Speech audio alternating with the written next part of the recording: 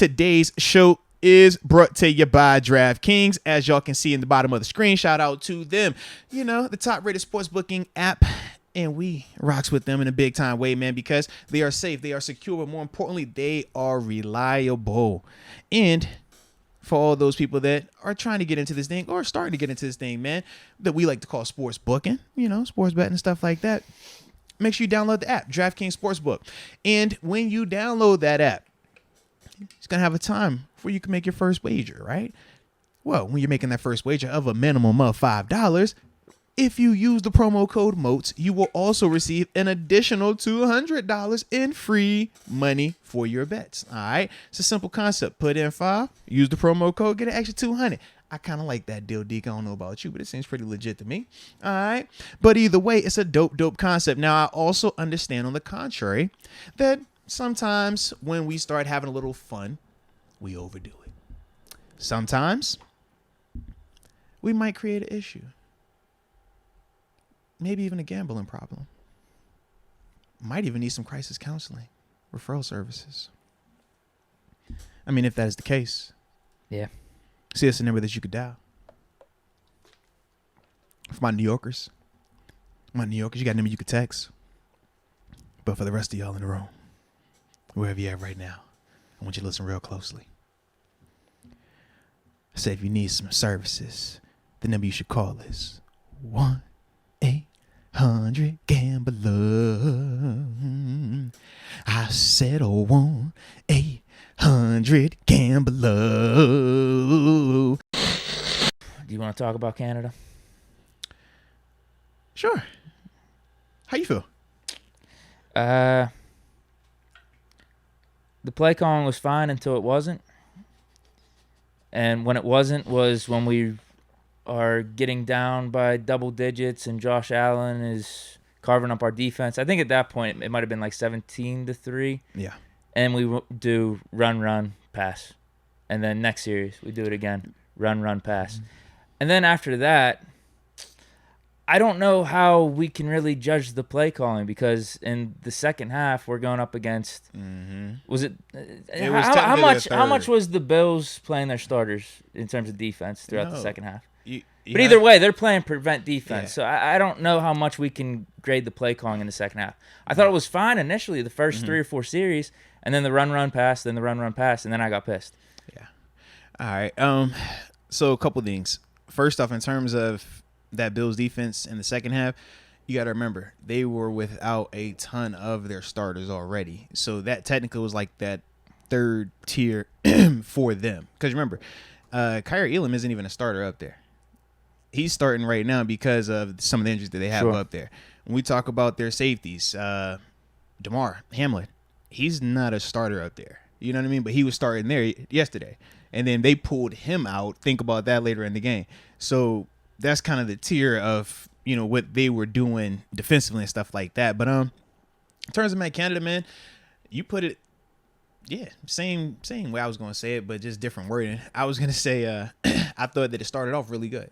When you talk about that opening drive, was it the 12 plays or whatever? Like, I thought that looked good. Obviously, we had some of the drops that took place and things like that. Exactly. Canada's not responsible for Deontay dropping wide open passes. And I was like, I'm not going to trip on that, but we were still moving the ball. We could feel the movement. We could see productivity. But then it did get really stagnant, it seemed like. You got to read the room. Yes, it got really stagnant. And then it was just like, all right, we've seen this before. This feels like when we were watching with Trubisky. So then I'm like, okay, this isn't a Kenny thing. It can't be a Mitch thing. So this has to be more of the Canada stuff right here. All right, cool.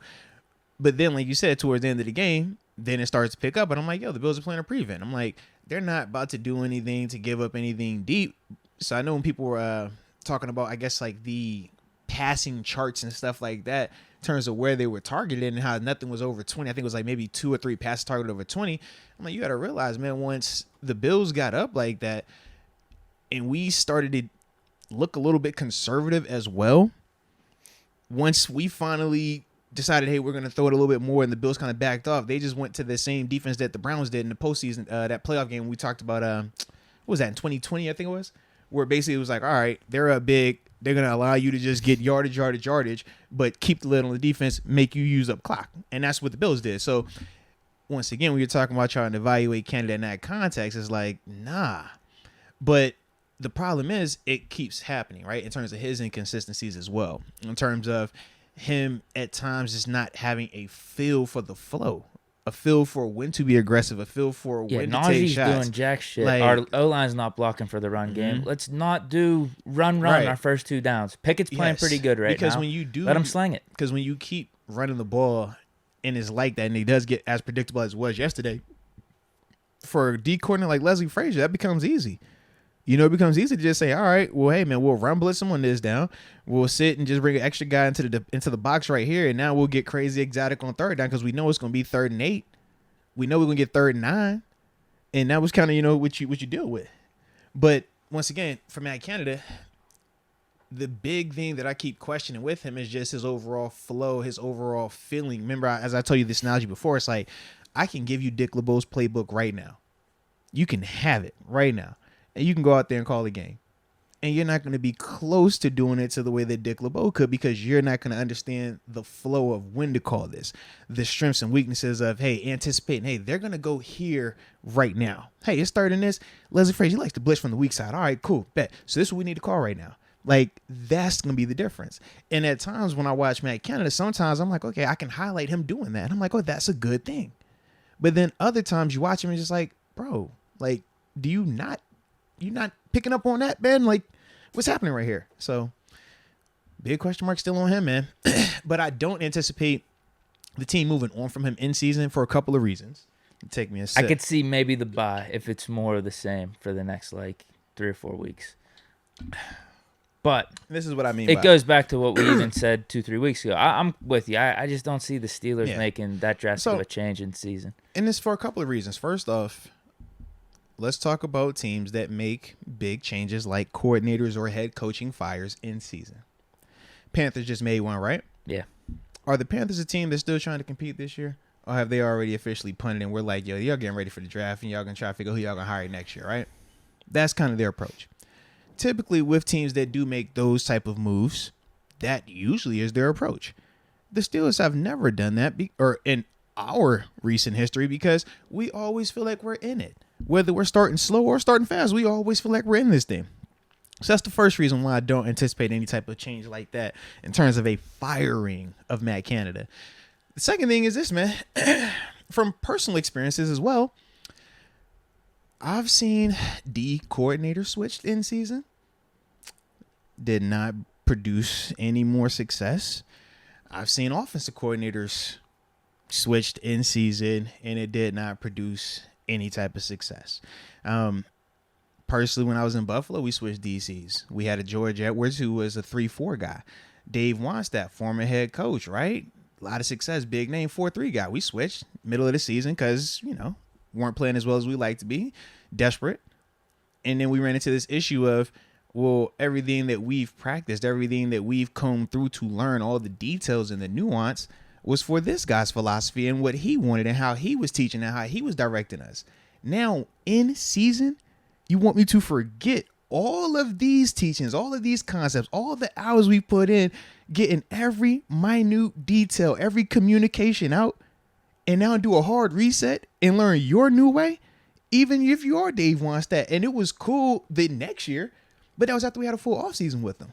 But in season, man, it was a nightmare because you're like, bro, this is not what we've been doing. It's like literally if you take a fish out of this little bowl over here and put that thing in this one over here, you can be like, bro, hey, man, I'm used to that over there, man. This is, even though this could be a better situation long term, right now, this isn't going to give me success. It's not going to help me out. Then I even take it to my last year in the league in Arizona. We fired our offensive coordinator mid-season, promoted Byron Leftwich from QB coach to the OC. Josh Rosen, you remember that. That offense ain't getting any better. That situation ain't drastically improved. And remember, after that, the whole staff got fired. Then they end up moving on from Rosen as well. So either way, whether we're talking offense, whether we're talking defense, whether you're talking big name proven guy, whether you're talking a guy like Byron Leftwich, who at the time was becoming a hot commodity, but this is before the Tampa Bay version of him where he really got on even more so. So it's like, even if you're going with the younger, unproven guy, or if you went with a Mike Sullivan in this situation, all I'm saying is drastic changes like that do not breed a ton of success. Now, I'm sure we can find an outlier out there somewhere, but there are going to be a lot more versions of the non-success when you're talking about switching out coordinators in season than you'll be able to find of those that were successful in season. And in Pittsburgh, we still want to compete. We still feel like we have enough talent here. Now, we're banged up, and that's a part of the issue. We're banged up. We're really banged up. The division's looking kind of rough right now. Absolutely. Nobody looks invincible right now, if we're being real about it. I don't know. No one looks Either invincible. of those Ravens or Bengals team from yesterday. No. Like, absolutely. So, when we're talking about this season right now, we don't have this big issue of, man, we're just not good enough. Our big issue right now is the consistency and the self-inflicted stuff. We can't keep doing that. You can't fumble the opening kickoff for us and give the Bills the ball on the 25-yard. Now, granted, we were able to make them kick a field goal, and I think that's the one that that's the one they made. I'm trying to think. They made one field goal because it was like they made one and we blocked 38 one. points. Yeah, we blocked one and then we made. I couldn't remember which order was the block first and then the make, or the make first then the block. Block was first. Yeah. All right. So then that one was the one that they would that was the one that they made then, or that was the one they blocked. I can't remember. That was the one they blocked because literally their first series was we got them on third and long on their own touchdown. one. You're right. Touchdown, kickoff, Yeah. fumble. Then they And then tried again for the field goal and we blocked it. Yeah.